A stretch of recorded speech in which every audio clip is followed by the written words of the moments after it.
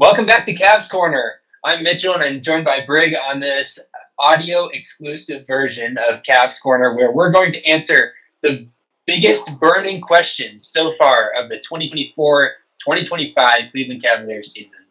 So I'm excited to get into it. It's been an amazing start, obviously a historic start for the Cavs, but there are questions that remain, some good, some bad. So without further ado, let's dive right into it. Brig, what has been your biggest surprise from the first 13 games of the season? Oh man, I think for me the biggest surprise has honestly been Darius Garland. Um, at the end of last season, he was not looking too great. He was really struggling. He showed some flashes in the playoffs, but he definitely wasn't his old self. And there was a large part of me that wondered how much of that, how much of that old self we would ever get back. I know that he went through a lot with the jaw surgery and the death of his grandmother last year. But generally, I don't like to place excuses on players. I do want to um, like uh, give them the benefit of the doubt, but I don't like to overly excuse things, right? So I honestly thought that he'd be at best like a middle of the road point guard this year, but I didn't see much else that I thought was going to come from him, and I certainly didn't think that he'd play at his max contract, uh, play up to that value. Which I hate to say that, to be honest with you. I'm not proud of that at all. But to me, he has been the biggest surprise by a long shot. I think that he's been incredible to start the season, playing back at his all star caliber form. He's running the offense incredibly well, making shots. He's been a joy and just so much fun to watch this year. I agree with that last part. He has been a joy and fun to watch. For me, it's not surprising because if you remember back to our predictions pod, I predicted that he would have an All NBA season, Yeah, and there's a lot of things that go into that. But so far, I think he's on pace for that kind of a season. I mean, he's been, except for last night against, um, except for last night, sorry, uh, he's been basically our closer in every game, and he's been playing really well. So it's what I expected, but I'm also pleasantly surprised, or just pleased by it, I suppose. So yeah. my biggest surprise to start the season has been Donovan Mitchell's role in the offense. I know there's an emphasis coming into the year to reduce his minutes, uh, to reduce the strain on his body and have him more fresh for the playoffs, and I appreciated that. But for me, one of the biggest complaints with Donovan has been his style of play, and really just like the way the ball can tend to stop with him, and uh, just I think he's playing more within the team. It's less my turn, your turn, and he's playing within the flow of the offense. Obviously, he took over last night against the Sixers late with those 13 points to seal the deal, and that was huge. But overall, like I think he's been deferring to whoever has the hot hand, and when that's him, then he runs with it. But he's playing more within the team concept, and I think this version of Donovan Mitchell, I can absolutely get behind. This is like the best possible version in my mind, where maybe his scoring's down, but his impact on the game and on winning is up. And so I've been pleasantly surprised with that. Yeah, yeah, absolutely. I think I agree. It has been surprising to me to see how much fewer minutes he's played and his, I guess you could say, diminished role. I don't like that word diminished. His reduced role. Um, but I do think it's just so fun to watch. Like having him and Garland, the two guards, and obviously it seems to be that the his reduced role has come. Because of Evan Mobley getting a kind of an enlarged role. So I think it's just been all around just a really good fit. And honestly, I think how could you say otherwise with the team starting off with the season that they have and just looking so good together. Yeah, for sure. Okay, burning question two. I'm dying to know, what is your prediction for the NBA Cup and how the Cavs will fare, specifically how the Cavs will fare in the NBA Cup. We saw the first games of the Cup played, but the Cavs did not play on that Tuesday. But this Friday, so tomorrow, we'll have our first Cup game. We're in the group with Boston and Atlanta and Chicago, and I think there's one other team, but I don't remember who it is. But they're not a world beater, that's for sure. So tell me, what are you expecting for this NBA Cup? Oh man, I think with the NBA Cup I'm a bit worried because the Cavs play I think 4 games over the next 7 days, and I just don't think that will be incredibly sustainable for them to keep this undefeated streak alive and to win the NBA Cup. I hope they do. Anyway, so I think that so I think it's 4 games over 7 days or something like that. It's a lot, and including a back to back. It looks like on the 19th and the 20th with the Celtics, and then the Pelicans. I know that doesn't incredibly play into the NBA Cup, but the reason why I say that is because we play the Bulls on Friday. We just played a close game against them just a little while ago. I think it was this last week. I can't remember what day it was. It was on Monday. We played a close game against them on Monday, probably closer than it needed to be, and then we played them again on Friday. So I think we'll beat them. I think it'll take a lot out of us. And then we play again on Sunday. We play at home against the Hornets. And then on Tuesday, we go to Boston to play against the Celtics. And I think the Celtics will come in with a renewed vigor after losing their first NBA Cup game to the Hawks in pretty surprising fashion. And the Cavs will be... it's just been a blistering start to the season in all respects. We've played great. We've played a ton of games. We played a lot of games in not many days. And I'm just worried that, I think Boston will be their biggest test of the season, maybe their first real test so far of the season. And they're going to be playing in Boston I'm a bit worried about their legs. And so I think that we'll lose that game to Boston, but I wouldn't be surprised if we go 3-1 and make the wild card round. And then from there, who knows? Who knows what will happen if they it's just in my mind, it's just about getting in, kind of like the college football playoffs. It's like just get in, and then magic can happen because it's just like one game at a time, right? So really anything can happen, but I do think that they have a solid chance of making the playoffs, and then once they get there, I think they're as good as anybody to go far and to win it. Yeah, so I think your point about heavy legs and fatigue is a good one. You do see it start to pop up in the last few games, games that could have been closer, should have been kind of a bigger blowout if you're looking at just the talent discrepancy. But it is impressive that we keep finding ways to win. And so you wonder how that fatigue's going to play in. I will note 3 separate NBA podcasters. So Brian Windhorst has talked several times about how he thinks the Cavs should go all out for the NBA Cup. He thinks it's within their grasp, especially this year, and especially for a franchise like the Cavs, who, they're not as storied as the Celtics and other historic franchises.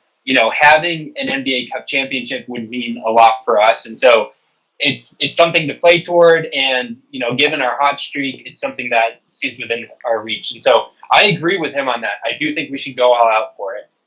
Number 2, Nate Duncan on the Dunk On Pod predicted that the Cavs would win the NBA Cup. And I tend to agree. I think we're going to have a strong showing. And actually, Bill Simmons on Bill Simmons' podcast talked about how he's, as a Celtics fan, he's worried about that game against the Cavs. And that was a little heartening because I'm worried about that game against the Celtics. So we'll see how things play out. It really, I think, will come down to that Celtics game.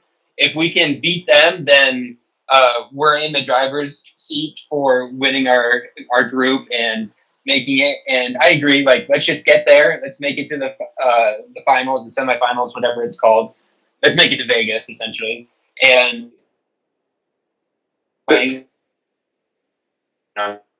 if you made me predict, I say we make it to the finals of the NBA Cup, and I would probably predict that we win it, but I feel more certain that we'll make it pretty far. I do think we're gonna Boston's kind of vulnerable right now. It's gonna be a big game. It's the biggest game of our season. I think we'll be up for the challenge, and I think we take it.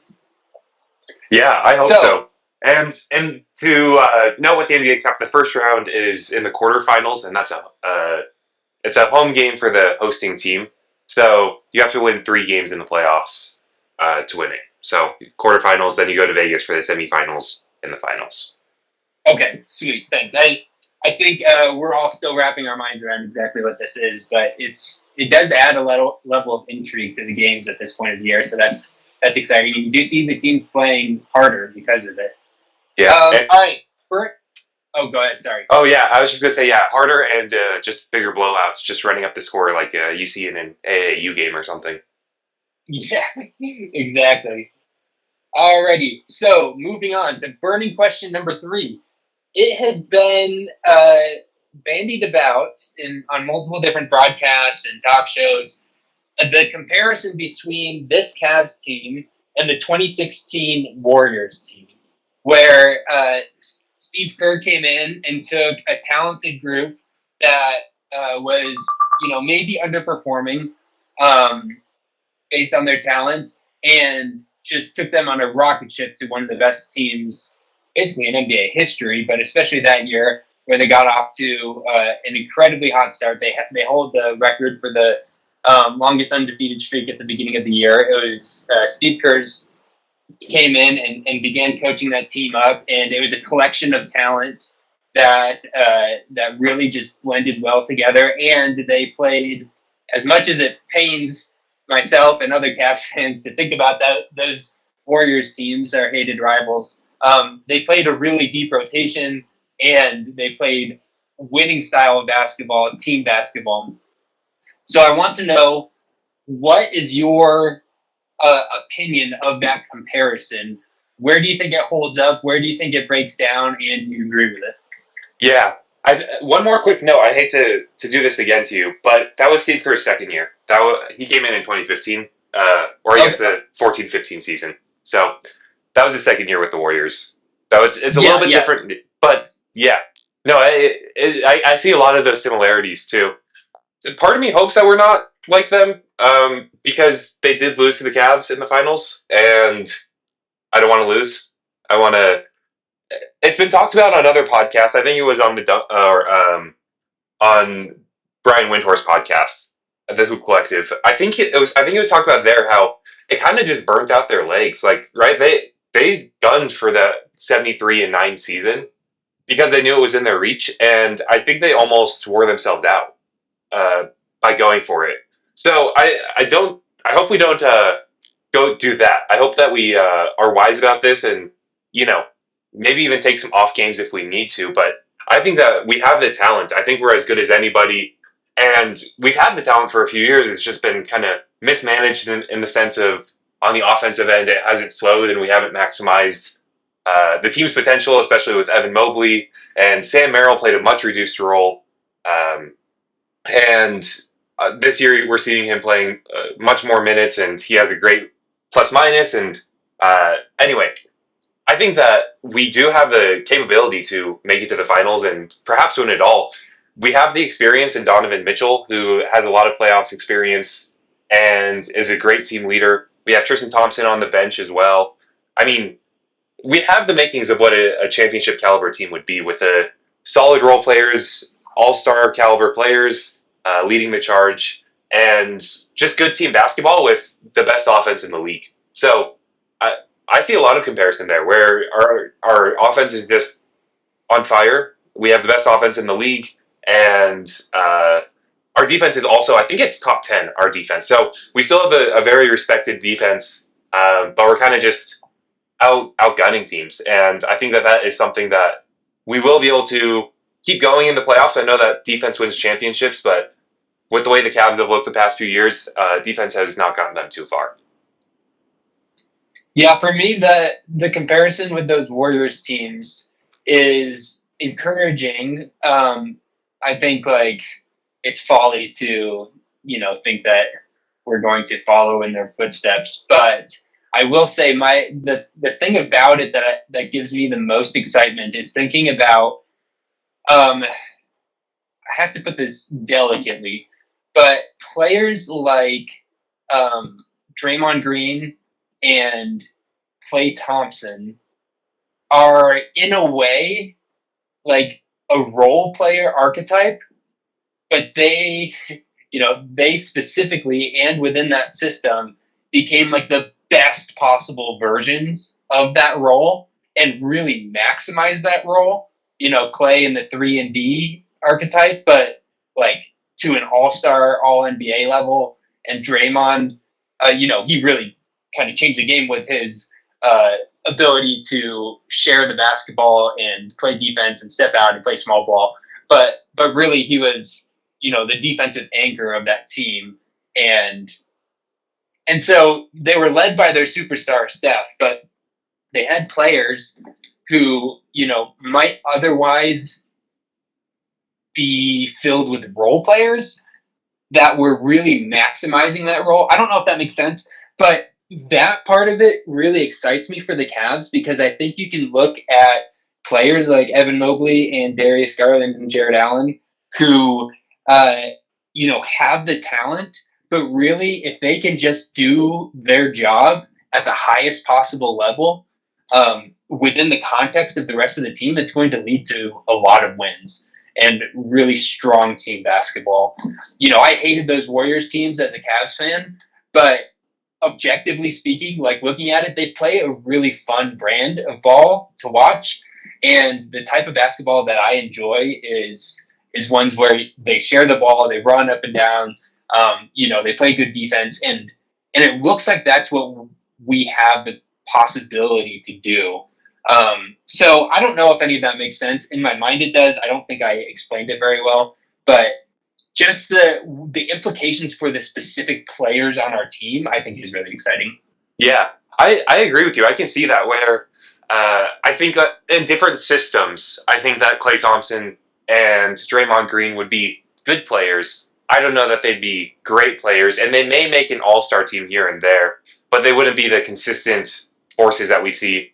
And also, I think with the audience that we're talking to here, I think most Cavs fans would agree with you there. I think that most people see them as kind of more of that role player who just excelled at their role and were phenomenal. And they do have incredible gifts and talents, and obviously Klay can shoot like crazy, and Draymond can get texts like crazy. I don't know. I don't know. Get suspended in the most critical situation. So hopefully we're not too much like Draymond, but he's the one player that I don't think I'll ever root for a little bit. I think the others, over time, it heals the wounds, and they're able to. I think they've matured a little bit. I don't think Steph is as annoying as he used to be. All right, yeah. Let me as we near the end here, let me ask my last burning question, and it is this: how has the beginning of the season and these first 13 games changed your expectations or hopes for the rest of the season? Yeah, I think 82-0 is certainly. No, I'm kidding. Yeah, I think my expectations now are top two in the East, either above the Celtics or behind the Celtics. I don't think it really matters going into the post. It does matter because you get either the 7 or the 8 seed in the first round, and that can change based off of how the play-in tournament goes, and also home court advantage if and or when you make it to the Eastern Conference Finals. But I think that the Eastern Conference Finals are certainly within our grasp, barring any major injuries to the team. But we have 4 different players who can take over the game on any given night, and that's not even including guys like Karis LeVert, who's also very capable of putting up huge numbers, and we'll see how Max Strus does when he gets back in the lineup. But we have 4 different players who are capable of dominating the game any given night, and I think that there's a huge strength in that when you get to the playoffs. And we have a coach that's maximizing that, and we'll see how Kenny Atkinson does under the pressure of the playoffs. I think it's a different game in the playoffs, and everything really changes, and you get kind of put under the microscope a little bit more. You get much more scrutinized. So we'll see. But I think my expectations have certainly changed. Where before I thought we were maybe the second tier in the East, and now I think we're top tier, up there with Boston, and I certainly expect us to make it to the Eastern Conference Finals and potentially even the finals. I don't think that that's out of the question. I don't think that that's a crazy thing to say. Yeah, Carter talked about this on the Chase Down pod, where it's like every season we go into or not every, but for the last few seasons for the Cavs, we went into the season with a certain expectation, and then like at some point during the season, our expectations were raised because of how the team played, and then in most of those situations we didn't meet the raised expectations, and so then it felt like a disappointment. But in reality, if you compare the results to the original expectations preseason, then it would have been a success. So I hope I'm not playing into that right now, but I think this team is legit, and I didn't going into the year. If you remember my wins projection, I think I had them down for 50 wins. But I think this team can. I think they're a legitimate contender, which I did not think before. I predicted a second round exit, but a more competitive second round. And now I think I'd be disappointed with anything less than the conference finals based on how we look so far. And that is a pretty wild swing. I think Darius and Mobley's improved. Like both of them have basically taken a leap. And I would say the other way that I've changed my expectations or my mind has been changed is I think, now I hope I'm not overreacting here, but I think that we might have found one of the 5, or if we want to be a little more conservative, 10 best coaches in the league. I think we found a diamond in the rough who was basically kicked out of Brooklyn because of Kyrie and KD's shenanigans and their Egos, their incompetence. Yeah, basically, like he had an amazing team in Brooklyn. They brought these 2 guys in. They wrecked what he had built and ran him out of town. And because of that, he didn't get another head coaching job until now. But you look back on that time, given what's happened at the beginning of this season, and it's like, wow, like this guy might be one of the best coaches in the league. And we'll see if it continues. Like, obviously, we're not going to go 82-0, but I just think, has proved that he's willing to experiment and he's willing to take risks. And this team responds to him, and he understands his personnel. He plays to their strengths. He's a good in-game manager. He's good at developing talent. And I've just been so impressed with him. And I think we're set up to compete this year and for the next couple of years. And that's really exciting, and I did not think I was going to be there at any point of this season. Yeah, preseason when we hired him, there was a lot of people thinking that we were going to get James Borrego, tap him to be the head coach. And I remember listening to the media, and there were a lot of Cleveland people who were pretty upset by this Kenny Atkinson hire. And I think he's proved a lot of people, a lot of those doubters wrong. I think he's looked really good, and I think that one major test that he still needs to prove himself on is how he does respond to a loss. Which I'm okay with him not losing. Like, I have no problem with that. But I think that will be an interesting thing to see, just to see how the team responds. If they go on to like losing streaks, or if they bounce back and just kind of have it be a one-off.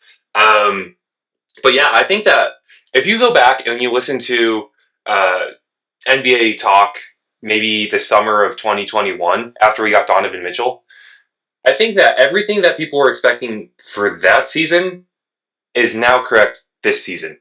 I remember talking about, we have 4 all-star caliber players in Darius Garland and Jarrett Allen and Evan Mobley and Donovan Mitchell, and we were talking about how great this team could be with all this talent that we had, and then injuries and a lack of a creative offense, and there were a lot of things that just limited that, and it really changed, I think, the entire fan base's expectations. But I think if you go back to before the season started and before we really saw this team, the core 4, play together under JB Bickerstaff, I think if you go back and you just like cut all that out of there and paste it today, I think that those are the expectations that I think. I mean, we've had those from the beginning, and then they all were shifted because of kind of the failures in the playoffs. I don't know if you want to use the term failure, but I guess the performance in the playoffs. So yeah, I think that those are my expectations as well, and I think that we're playing up to our potential, which is a really fun thing to watch as a Cavs fan. Yeah, and I'll be the person to raise my hand and say that I didn't want to get rid of JV Bickerstaff, and when we did, I wanted James Borrego because of what he did in Charlotte. I was really impressed by that, and so I wasn't disappointed with the Kenny Atkinson hire to any degree. I definitely understood it, but I was hoping for Borrego, and so I was wrong on both of those fronts. And boy, am I glad I was wrong because this has been a really fun, exciting start to the season. We're trying to thanks everyone for sticking with us. Make sure to subscribe on the podcast feed or on YouTube, whatever it is. And we're trying to find a way to be more regular with our recordings. So stay tuned. I think we have some ideas on how to do that. But we're excited to continue watching this Cavs team go through the regular season and at every step of the way exceed expectations. So until we talk next time, go Cavs.